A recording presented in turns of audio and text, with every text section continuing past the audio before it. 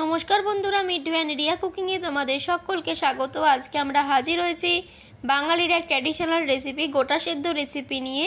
সরস্বতী পূজা বা বাসন্তী পঞ্চমীর রাত্রে এই রেসিপিটা বানিয়ে রাখা হয়, আর পরের দিন অর্থাৎ শীতল ষষ্ঠীর দিনে এই রেসিপিটা খাওয়া হয়। এক একটা বাড়িতে এক একটা নিয়মে গোটা সিদ্ধ রান্না করা হয়। আমার বাড়িতে কিভাবে রান্না করা হয় সেটাই তোমাদেরকে বানিয়ে দেখাবো। এর জন্য আমাদের দরকার হবে অনেক রকম ডালের। আমার বাড়িতে গোটা সেদ্ধতে 7 রকমের ডাল ব্যবহার করা হয়।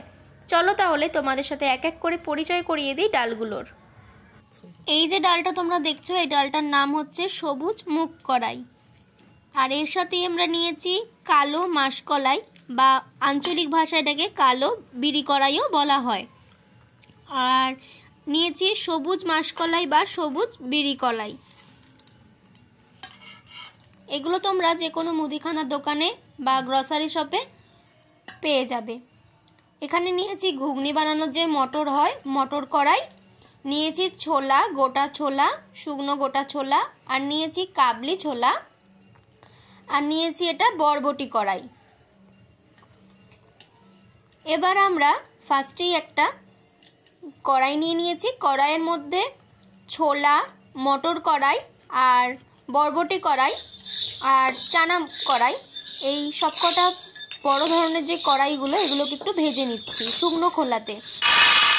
কড়াইয়ের যখন রঙটা একটু চেঞ্জ হয়ে যাবে আর সুন্দর একটা ফ্লেভার আসবে, তখনই কিন্তু কড়াইটাকে নামিয়ে নিতে হবে।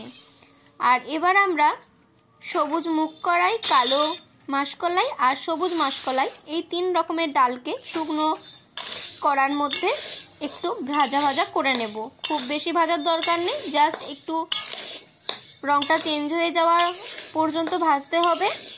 আর দেখবে এই ডালগুলো ভাজার সময় খুব সুন্দর কিন্তু সেন্ট উঠবে, তখনই কিন্তু ডালটাকে নামিয়ে নিতে হবে। দেখো এই ডালটা কিন্তু সুন্দর ভাজা হয়ে গেছে। এই ডালগুলোকেও এবার আমি একটা পাত্রের মধ্যে নামিয়ে নিচ্ছি। এবার আমরা বড় ধরনের যে ডালগুলো, সেই ডালগুলোকে ভিজিয়ে নেব। আর এই ডালটাকে তোমরা আগের দিনও একটু ভেজে রাখতে পারো, আর অথবা সেদিন সকালে স্নান টান করে উঠেও ভিজিয়ে রাখতে পারো। এই বড় ধরনের ডালগুলোকে ভিজিয়ে নিতে হবে। এখানে আমরা সবজিতে কী কী সবজি ব্যবহার করছি তোমরা একটু দেখে নাও। প্রতিটা বাড়ির নিয়ম কিন্তু আলাদা আলাদা হয়। এখানে নিয়েছি বেগুন, নতুন আলু, সিম, পুঁই শাকের ডাঁটা, পালং শাকের গোড়া, রাঙালু, আর নিয়েছি শীষ পালং, মটরশুঁটি, সিম, এই সমস্ত সবজিগুলোই নিয়েছি। আর এটা হচ্ছে আমাদের বাড়ির নিয়ম, বাড়িতে যতজন সদস্য থাকবে প্রত্যেকের নাম করে একটা করে গোটা সবজি দিতে হবে, আর সরস্বতী মায়ের নাম করে একটা দিতে হবে। অর্থাৎ আমার বাড়িতে 4 জন মেম্বার, 4 জনের নাম করে 4টে, আর মা সরস্বতীর উদ্দেশ্যে একটা, অর্থাৎ 5টা করে গোটা সবজি আমি ব্যবহার করেছি। আর বাকিগুলো এই রকমভাবে নিয়ে নিয়েছি, তোমরা দেখে বুঝতেই পারছো। আর বেগুনগুলো, যে বেগুনগুলো গোটা ব্যবহার করবে চেষ্টা করবে সেগুলো একটু ছোট জাতের বেগুন নিতে, তাহলে পোকাটা কিন্তু হবে না। এক একটা বাড়িতে এক এক রকমের নিয়ম থাকে। অনেকের বাড়িতে কিন্তু সম্পূর্ণ সবজিটাই গোটা দিতে হয়, কিন্তু আমার বাড়িতে মা ঠাকুমারা যেভাবে রান্না করেছে বা যে রীতিনীতিতে রান্না করে সেটাই তোমাদের সাথে শেয়ার করলাম।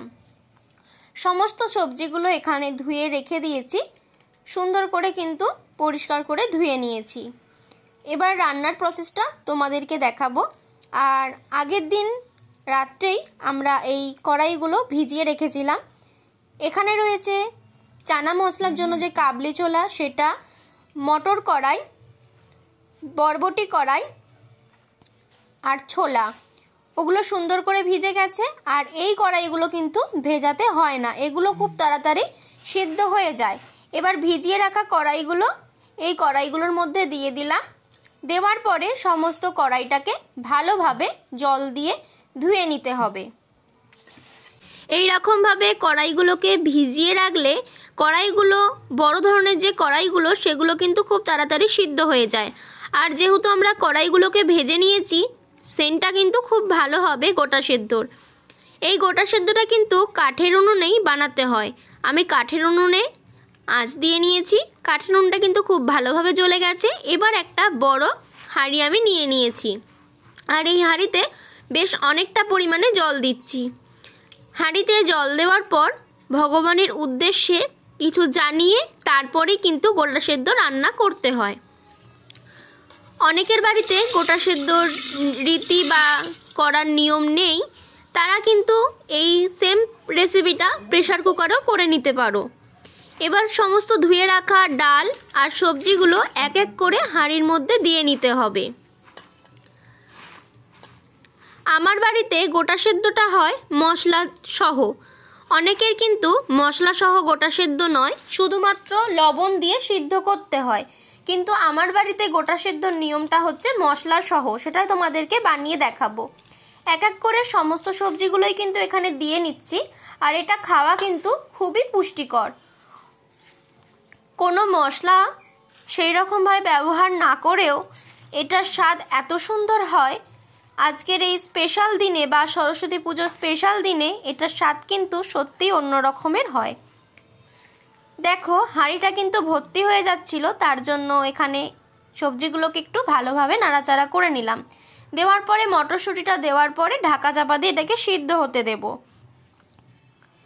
সবজিটা ওখানে অর্ধেকটা সিদ্ধ হওয়া পর্যন্ত আমরা এদিকে একটা মশলা তৈরি করে নেব। তার জন্য এখানে আদা, গোটা ধনে, গোটা জিরে, মৌরি আর শুকনো লঙ্কা এগুলোকে আমরা নিয়ে নিয়েছি। এবার এই মশলাগুলোকে আমাদেরকে বেটে নিতে হবে। প্রথমেই বললাম যে এক একটা বাড়িতে এক এক রকমের নিয়ম থাকে গোটা সেদ্ধ বানানোর।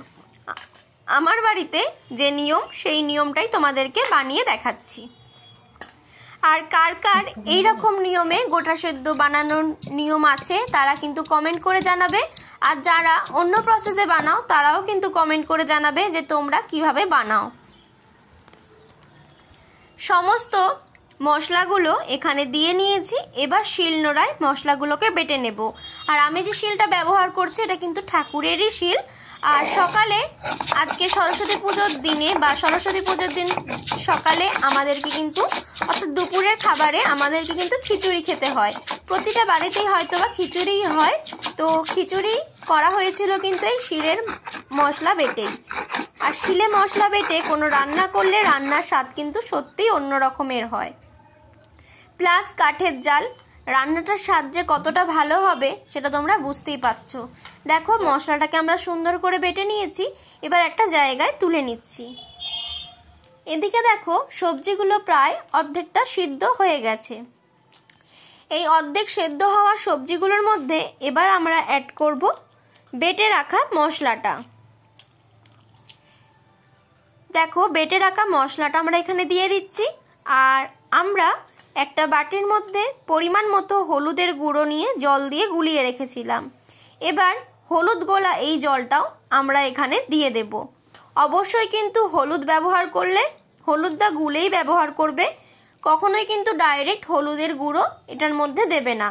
আর তোমাদের যদি মনে হয় যে এই পর্যায়ে একটু জল দেবে তাহলেও কিন্তু জলটা দিয়ে নিতে পারো। সমস্ত মশলা আর হলুদের গুঁড়োটা দেওয়ার পরে এটাকে ভালোভাবে নাড়াচাড়া করে নিতে হবে। এখানে সবজি, ডাল, জল সমস্ত কিছু মিলিয়ে প্রায় 10 কেজি মতো গোটা সিদ্ধ হচ্ছে। এবার আমরা এখানে দিয়ে দিচ্ছি স্বাদ মতো লবণ আর গুড়। এখানে গোটা সেদ্ধতে কিন্তু কোনোভাবেই চিনির ব্যবহার করা যাবে না, গুড় দিতে হবে। আর গুড় দিলে কিন্তু গোটা সেদ্ধর স্বাদটাও অনেক ভালো হয়। আর এখানে আমি সন্দক লবণ ব্যবহার করেছি। লবণ আর গুড়টা দেওয়ার পরেও ভালোভাবে কিন্তু মিক্স করে নিতে হবে। সমস্ত কিছু ভালোভাবে মিক্স হয়ে গেলে এবার একটা ঢাকা চাপা দিয়ে আবারও আমরা সিদ্ধ করে নেব। ফিরে এলাম। গোটা সিদ্ধটা পুরোপুরি সিদ্ধ হওয়ার পরে এটা সিদ্ধ হতে মোটামুটি 1 ঘন্টা সময় লাগে।